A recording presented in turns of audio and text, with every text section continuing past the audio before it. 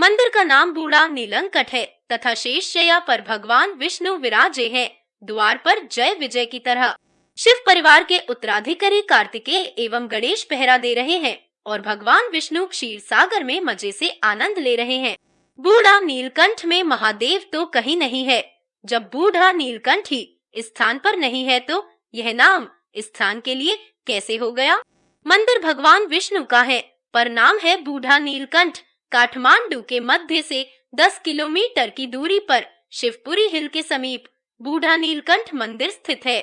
मंदिर के प्रवेश द्वार की चंद्रशिला के ऊपर पद्मांकन है। उसके पश्चात पैड़ियों के बीच में चतुर्भुजी विष्णु की प्रतिमा स्थानक मुद्रा में स्थापित है। मुख्य द्वार के दरवाजों पर पीतल का पत्रा चढ़ा हुआ है और एक दरवाजे पर भगवान कार्तिकेय और दूसरे दरवाजे पर भगवान गणेश विराजमान है। नेपाल में बूढ़ा नीलकंठ मंदिर के प्रवेश द्वार के समक्ष जल का विशाल कुंड बना हुआ है, जिसमें शेष शैया पर लेटे हुए भगवान विष्णु की चतुर्भुजी प्रतिमा है। प्रतिमा का निर्माण काले बेसाल्ट पत्थर की एक ही शिला से हुआ है। प्रतिमा का शिल्प मनमोहक एवं नयनाभिराम है। शेष शैया पर शयन कर रहे विष्णु की प्रतिमा की लंबाई 5 मीटर है एवं जलकुंड की लंबाई 13 मीटर बताई जाती है। शेष नाग के 11 फनों के विष्णु के शीश पर छत्र बना हुआ है। विष्णु के विग्रह का अलंकरण चांदी के किरीट एवं बाजूबंद से किया गया है। प्रतिमा के पैर विश्रामानंद की मुद्रा में जुड़े हुए हैं। कहते हैं विषपान करने के पश्चात जब भगवान शिव का कंठ जलने लगा तब उन्होंने विष के प्रभाव शांत करने के लिए जल की आवश्यकता की पूर्ति के लिए एक स्थान पर आकर त्रिशूल का प्रहार किया, जिससे गोसाई कुंड झील का निर्माण हुआ।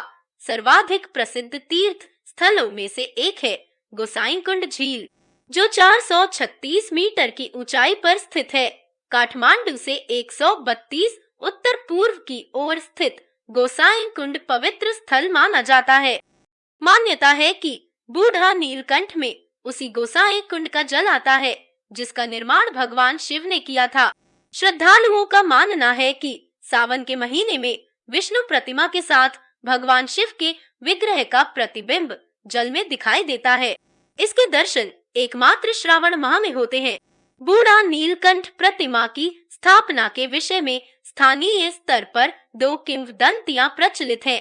पहली प्रचलित किंवदंती है कि लिच्छवियों के अधीनस्थ विष्णु गुप्त ने इस प्रतिमा का निर्माण अन्यत्र करवाकर 7वीं शताब्दी में इस स्थान पर स्थापित किया।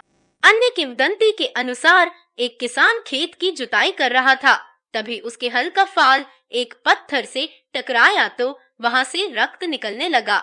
जब उस भूमि को खोदा गया तो इस प्रतिमा का अनावरण हुआ। इससे बूढ़ा नीलकंठ की प्रतिमा प्राप्त हुई तथा उसे यथास्थान पर स्थापित कर दिया गया। तभी से नेपाल के निवासी बूढ़ा नीलकंठ का अर्चन पूजन कर रहे हैं। नेपाल के राजा वैष्णव धर्म का पालन करते थे। 12वीं-13वीं शताब्दी में मल्ल साम्राज्य के दौरान शिव की उपासना का चलन प्रारंभ हुआ तथा 14वीं शताब्दी में मल्ल राजा जय ने विष्णु की आराधना प्रारंभ की एवं स्वयं को विष्णु का अवतार घोषित कर दिया। 16वीं शताब्दी में प्रताप मल्ल ने विष्णु के अवतार की परंपरा सतत जारी रखी। प्रताप मल्ल को दिखे स्वप्न के आधार पर ऐसी मान्यता एवं भय व्याप्त हो गया कि यदि राजा बूढ़ा नीलकंठ के दर्शन करेंगे, लौटने पर उसकी मृत्यु अवश्य संभावी है। इसके पश्चात किसी राजा ने बूढ़ा नीलकंठ के दर्शन नहीं किए थे। इस मंदिर में केवल हिंदुओं को ही प्रवेश की अनुमति है। अन्य धर्म के लोग यहाँ प्रवेश नहीं कर सकते।